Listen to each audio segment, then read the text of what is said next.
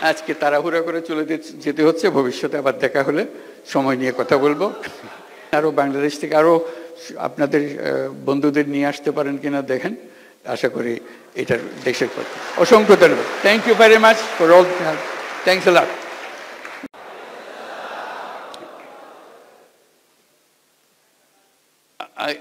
I don't feel I'm awake. I feel like I'm in a dream. Being here.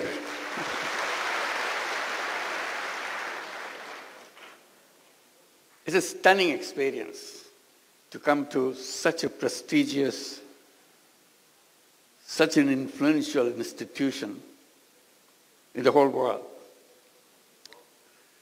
I admired from a distance. In the past, whenever I came, I tried to get a glimpse of Al-Azhar.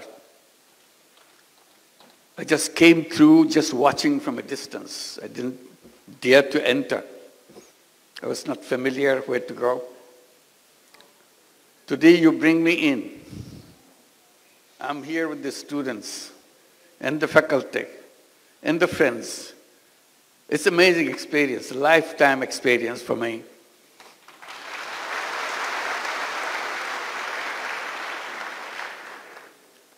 I give my greetings to Grand Imam and all the leaders of the university.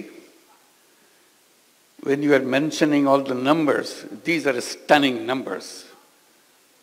I come from the academic background. I know what it means, how staggering those numbers are, how overwhelming the undertaking is. This is a memorable event for me, to see you, meet you physically, and even get a chance to talk to you. It's a rare, rare opportunity. As someone coming from academic world, it's always exciting to be with the students. That's what we do, that's what we live for.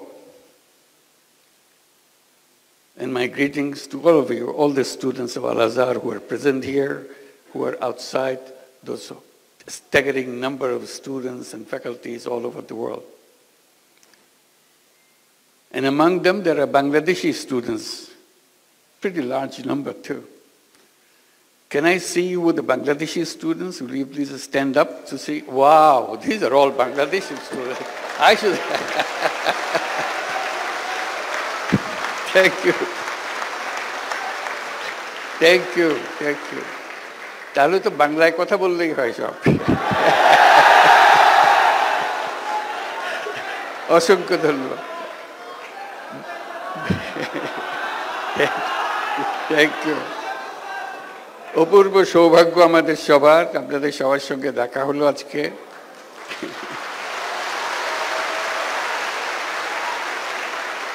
আমরা দেশের সবার পক্ষ থেকে আপনাদেরকে বিজয় দিবসের শুভেচ্ছা জানাচ্ছি।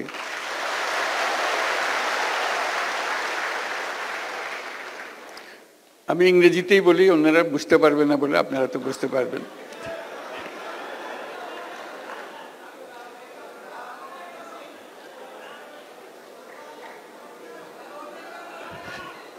একটু পরে বাংলা বলবো, আগে ইংরেজিতে বলিনি কিছুক্ষণ।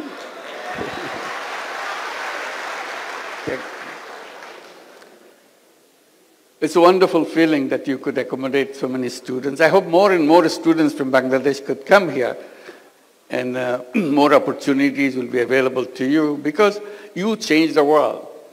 Coming to Al-Azhar gives you the perspective, give you the knowledge, give you the willingness to do things which is good for humanity, not only in Bangladesh, globally.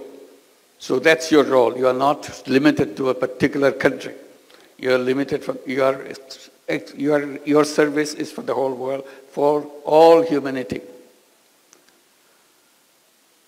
I have to catch a flight right after this, so I have to be brief, and I'll try to share my experiences, what I did as a teacher, what I was trying to do, because this opportunity to interact with the students give me this opportunity to share what my efforts were, initiatives were. My experience in the University of Chittagong began 53 years back, as Bangladesh became just independent country at that time. I came back from the United States where I was teaching. Bangladesh today and Bangladesh 53 years back are completely different.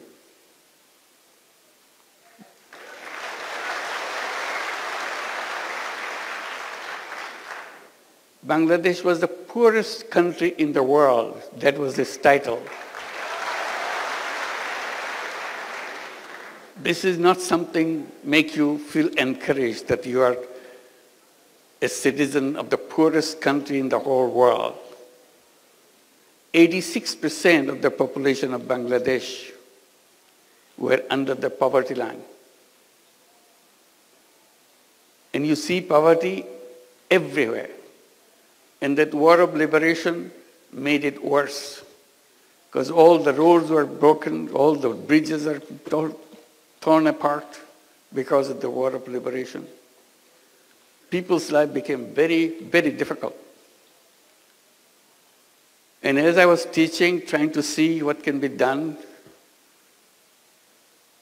to make sure the people who live around the campus are reached out to. Because I was campaigning within the faculty of the university saying, if university is the reservoir of all the knowledge of the world, it doesn't matter where it is located, whether it's in the poorest country or the richest country, university is supposed to be the reservoir of all knowledge. And that's what Chittagong University should be too, as a reservoir of all knowledge. My question to the faculty was, if it is the reservoir of knowledge, should it be just limited to the walls of the university? Or should it be available to the people who live around the campus? That became a big debate.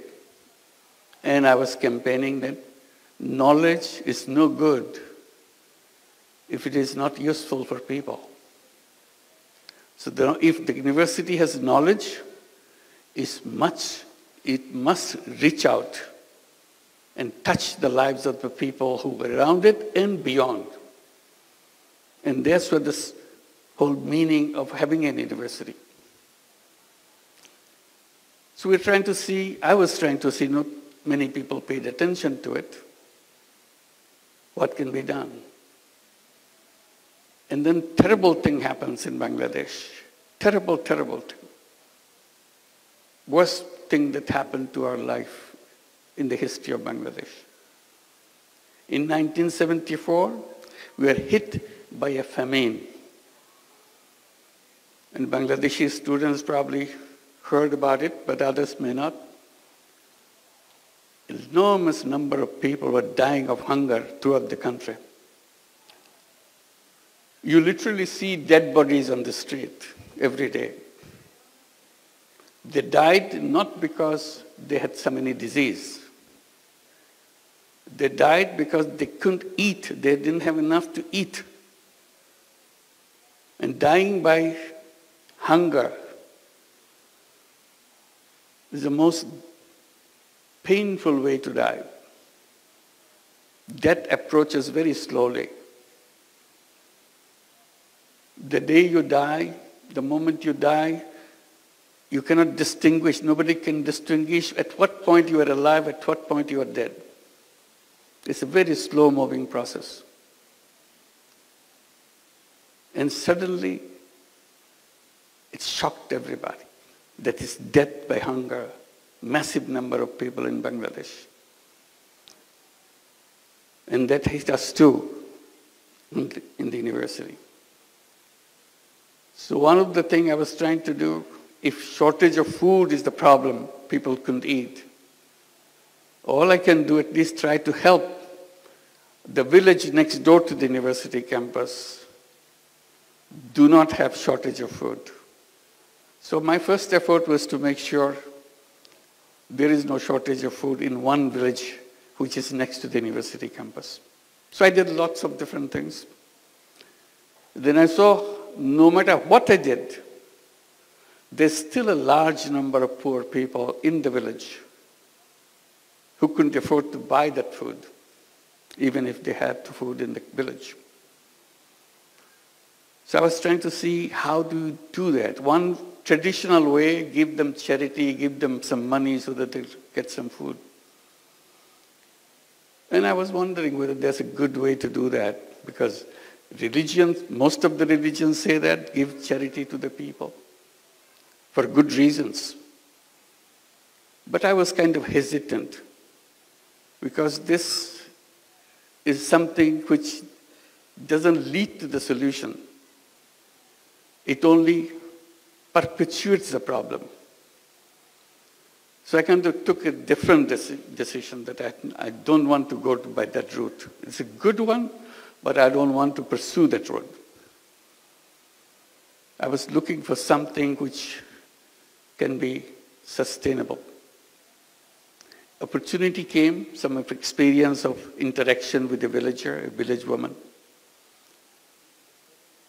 And she was explaining how she survives in a daily way.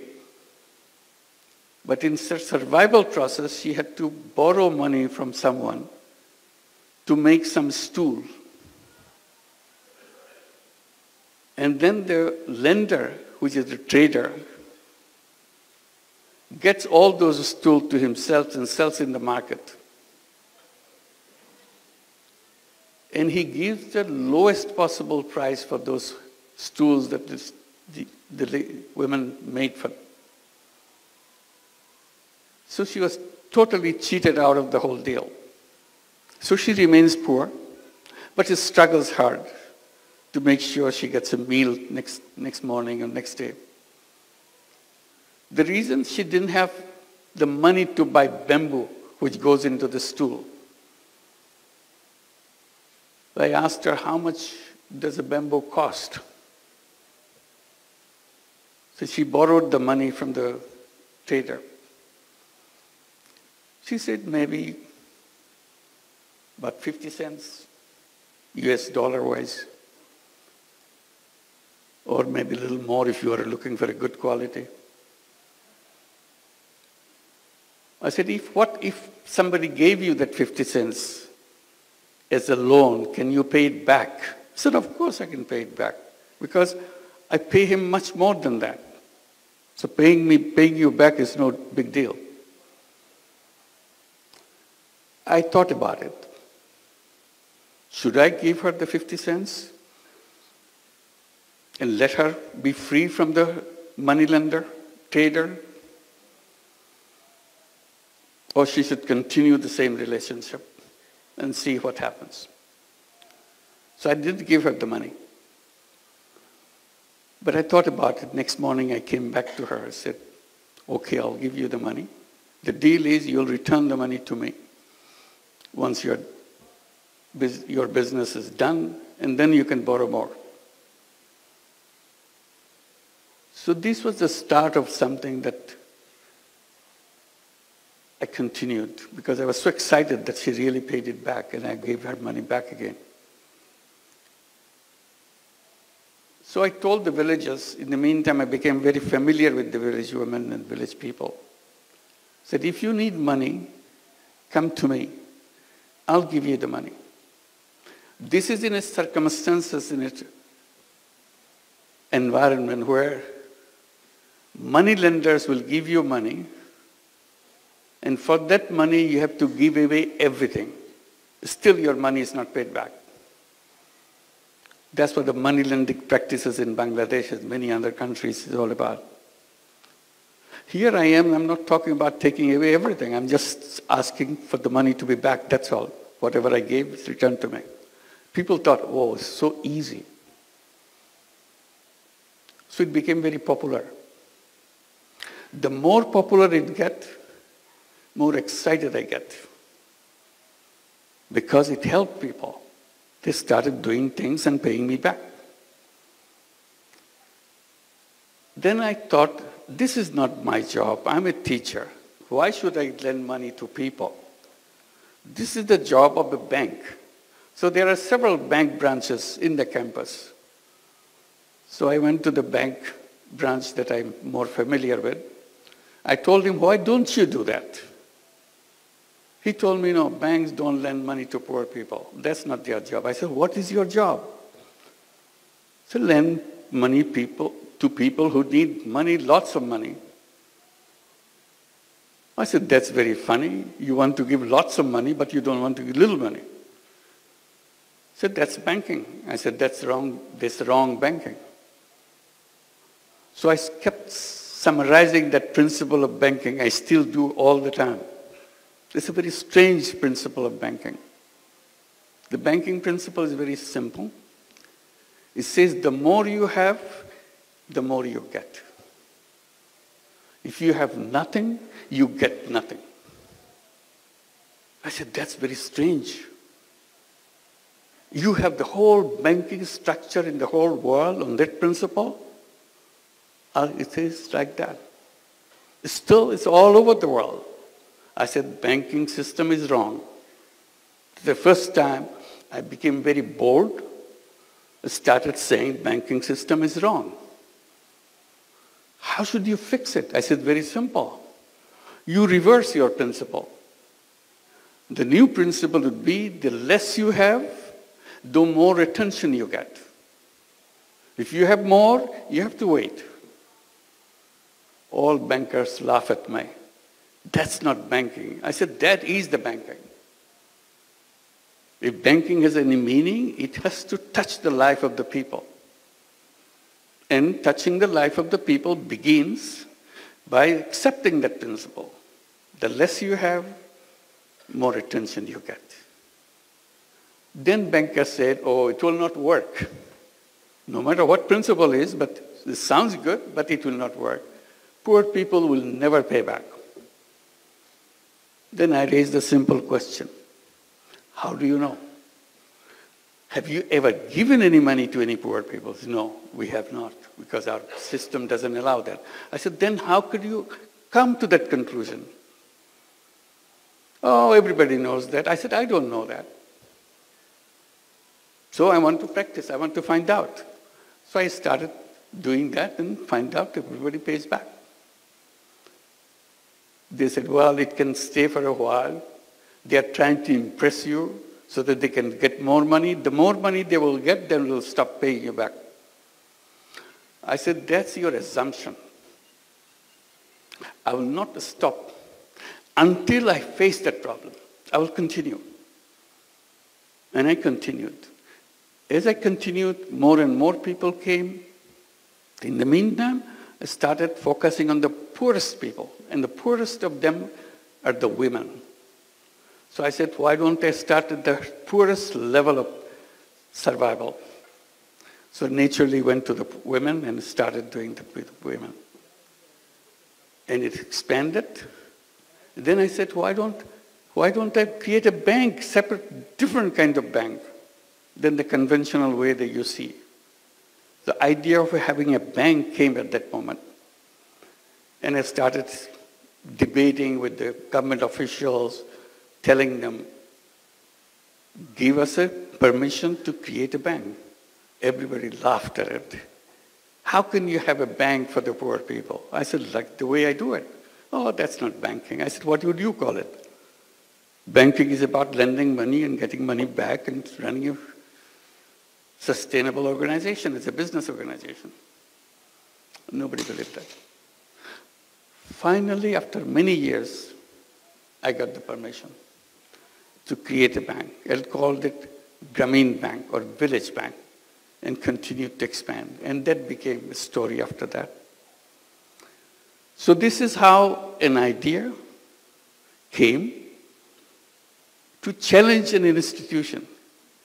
The reason I'm telling this story in details, unless you challenge, nothing will happen. world will remain the way it is. It is the young people, it is the students who can see things more clearly because they are still looking for things. And that's what you are. Looking for things to do.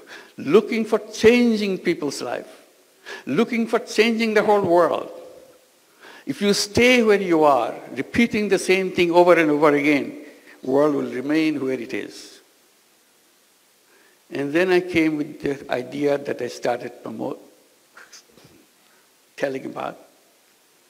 I said, not only you challenge, you dream, you imagine. Imagination is a big power. That's very funny. It doesn't cost you anything to imagine. You can imagine anything you want. Imagination doesn't have any limit. But it is the fundamental thing to lead you to change. If you don't imagine, it will never happen. It's a very funny thing.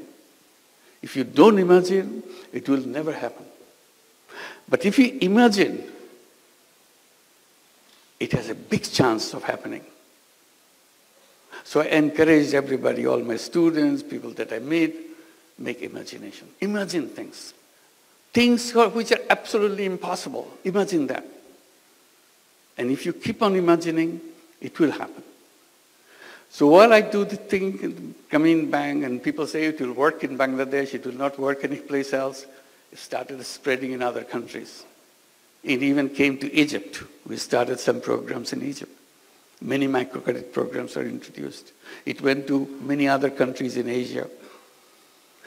The funny thing is, it was introduced in the United States.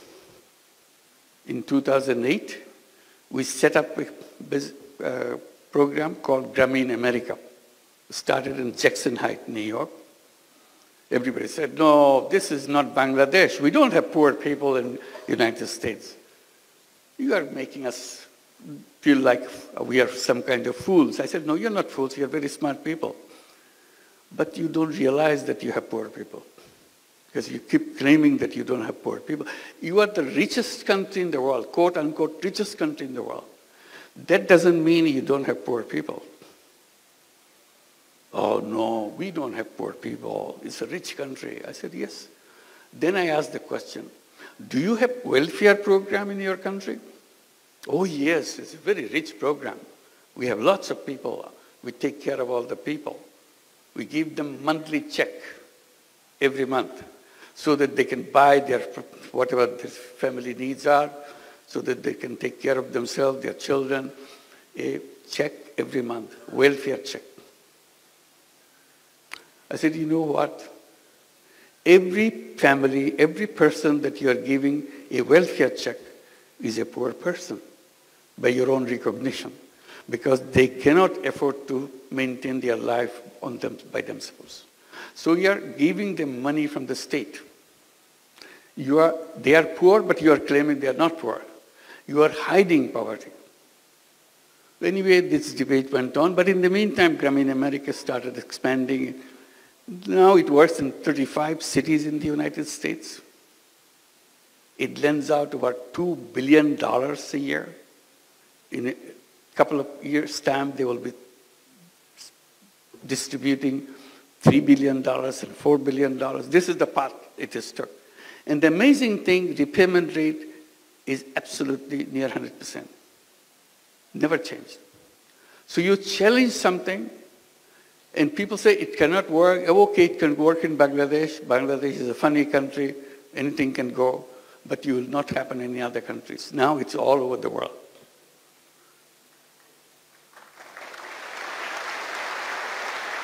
Why women? I explained. And I said, women are not only poor in terms of income, they are also poor in health. If you are poor, you are always poor in health. If you are a poor woman, then all the diseases of the world is heading for you. That's the situation of poor women. So along with microcredit, all the loans that we give, savings that we take, we started looking at the condition of healthcare of the poor women. So we built up a whole healthcare program. We have healthcare program in every village so that we can take care of all the women. We have over 10 million borrowers, meaning 10 million women in our system, in the Grameen Bank in Bangladesh. So there's lots of people needing healthcare. So we introduced our healthcare system, and it worked very well. And we created many other systems to help the poor people. And people say, why are you doing all these things? Why don't you leave it to the state to take care? I said, look, the state government can do whatever they can do, but every citizen has a right and obligation to do what he or she can do. So we are simply using our right to make sure we make life for other people better. That's what we are doing. But you're doing it you are charging people fee, you're charging people money to run this. Why don't you do it as a charity? I said, I'm always trying to stay away from charity, but charity has one limitation. Charity is a wonderful word, wonderful idea, because that's the only place where poor people could survive, charity. I said, I am saying that it can be done in another way. Because charity, when it goes, helps people, it does help people. But money that goes, it never comes back. So you have only one-time use of your money. So you have to find fresh money to do the same thing again. I said, what I'm doing, I'm trying to create it as a business proposition. So money goes out and does the job, and money comes back. So you use the money again and again, it never stops. I said, this is more powerful. Charity money has one life, but if you do it in another way, where it's a business proposition, then it has an endless life. Then he said, then you must be making a lot of money. I said, no, I'm not making money. That's not what I do. I promised to myself that I'll never make any money for myself. That's it, simple proposition. So I don't even make any money for myself.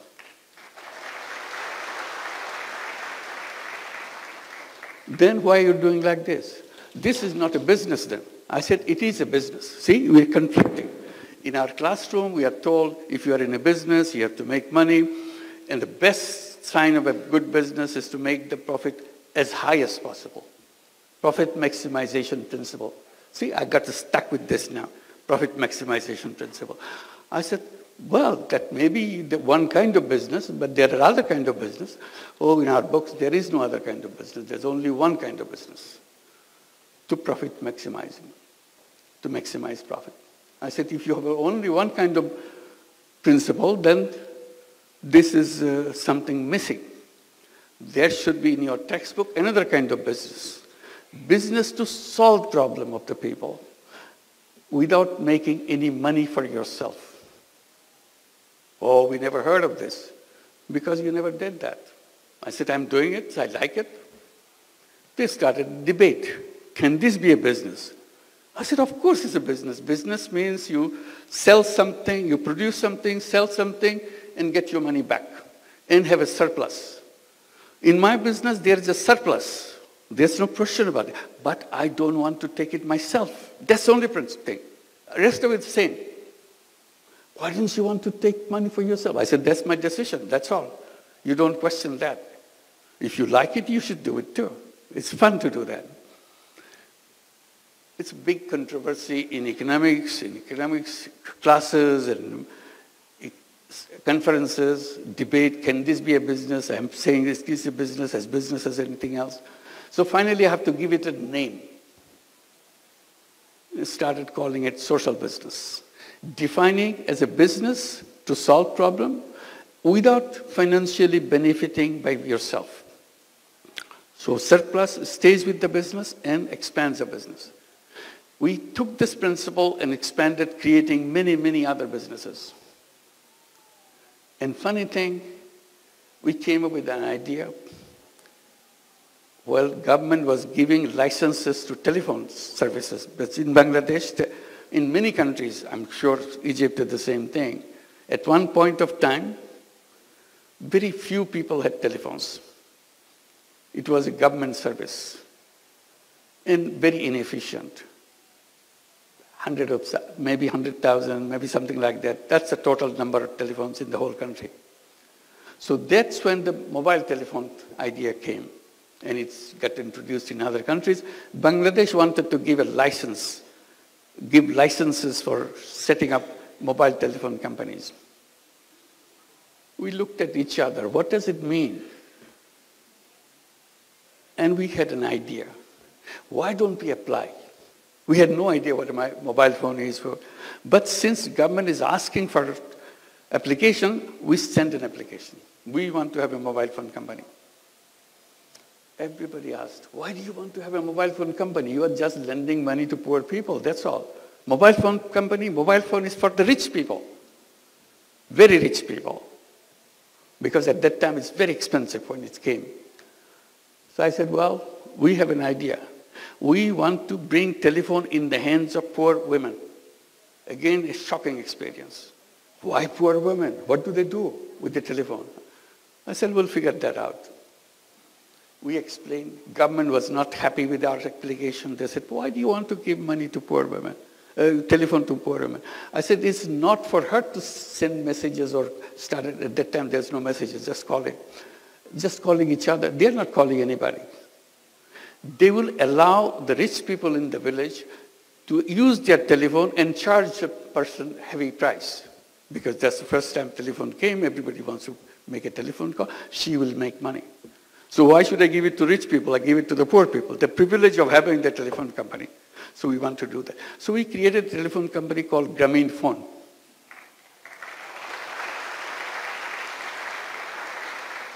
Government official asked, you said your women are illiterate. I said 100%. All our women are illiterate. They cannot read, they cannot write, they cannot even write their names.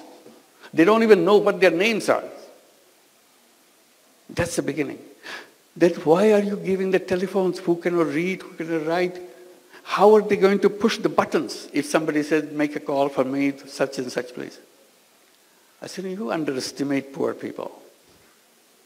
If they find out pushing those numbers bring them money, they will learn it in 10 minutes.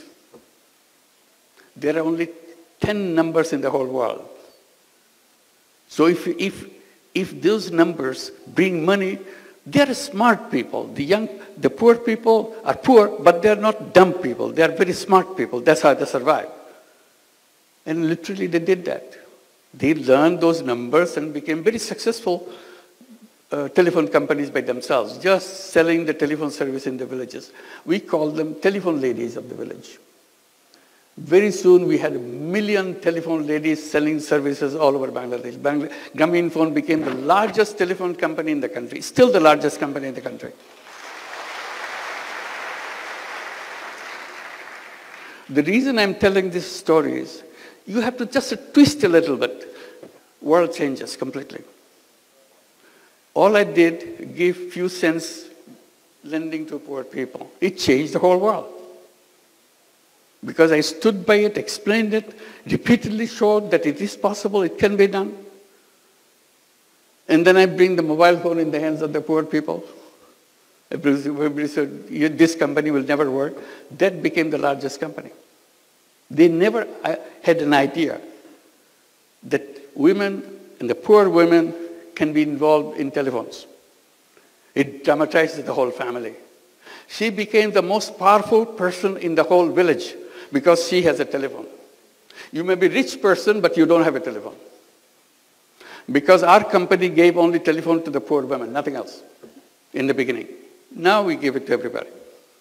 So she became very, very respected person, very important person in the village. One lady was explaining to me in those days, saying that, I said, how do you know you're an important person?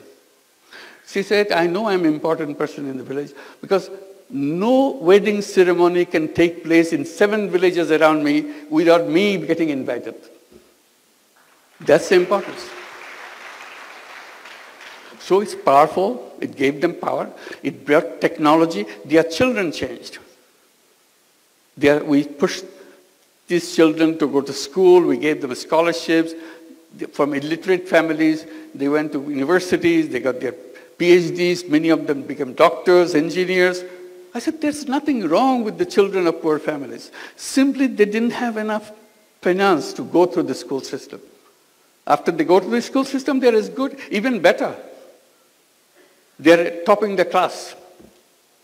So it's about perception, how you look at the world, what you want to do with the world. So now I talk about creating a new world. I call it world of 3 zeros.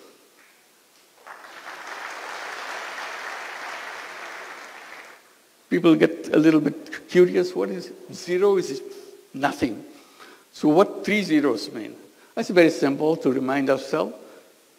Zero net carbon emission, because we cannot survive unless we achieve that.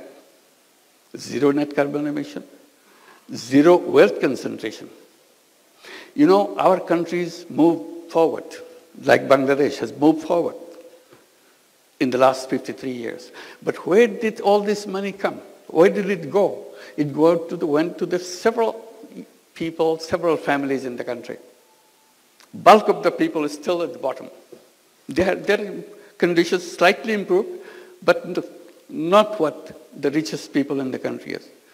All the wealth goes in one direction. In every system, in every country, wealth gets concentrated in the hands of 10%, 12% of the population of the country, and the rest is still struggling. So I said, that's not right. So we have to address this question of wealth concentration.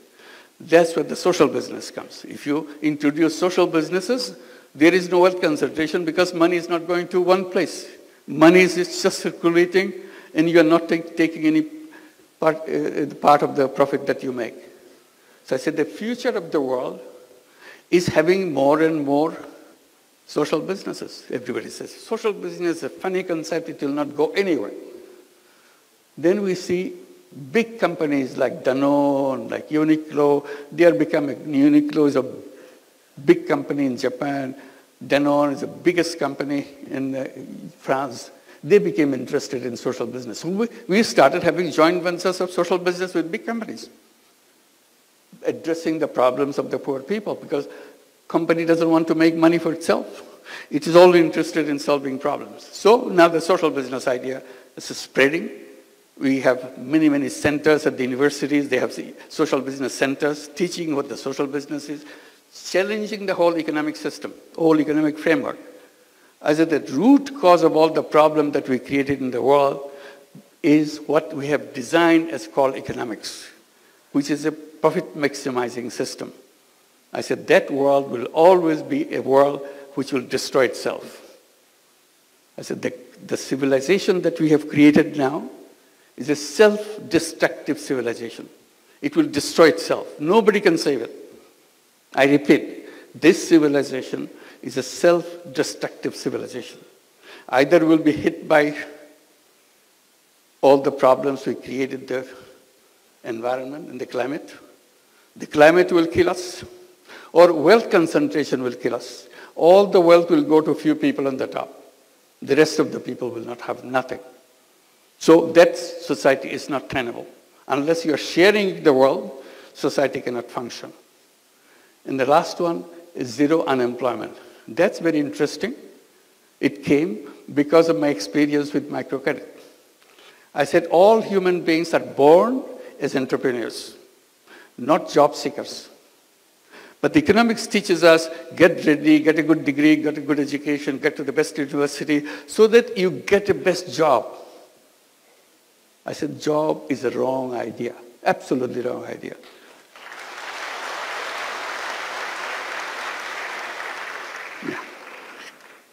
We have to leave. It's a couple of minutes. I said it's a wrong idea because human being is a creative being. Essence of human being is the creativity. That's why I said imagine. If you imagine, your creativity takes over. It makes it happen. You imagine that you want to go to the moon. When people were saying we want to go to the moon, everybody laughed at each other. Such a funny idea, human being going to the moon. You couldn't be funnier than that. But It's a dream. When you have a dream, you make it happen. And they made it happen. Now, lots of other dreams are coming up. What is your dream? The best thing any education institution gives to the students is to make him or make her capable of dreaming. If an institution is not inculcating that quality in young people, that institution is not an academic institution. It doesn't serve the whole purpose of being an academic institution, inspiring young people to dream the things that you would like to see. Once you dream, it will happen. So I talk about zero unemployment. I said all human beings are born as entrepreneurs. Job is the legacy of slavery. We don't want slavery. We don't want to be slaves. But the education system forces us to do that. Because they say you need a degree, you need a piece of paper. Because if you produce a piece of paper, you get a job. I said, I want to create an education system where we don't need a piece of paper. We don't need a degree to show it to somebody. I use the knowledge to change the life of the other people, change the life of any people. That's what entrepreneurship is all about. And entrepreneurship is not about making money. Entrepreneurship is about changing the life of the people. So if you can create a society, create a world of 3 zeros, zero net carbon emission, zero wealth concentration, zero unemployment, we create a new civilization. That's the challenge. That's the task that we have. এই কথা বলার জন্যই আপনাদের কাছে আজকে আসলাম। আপনাদের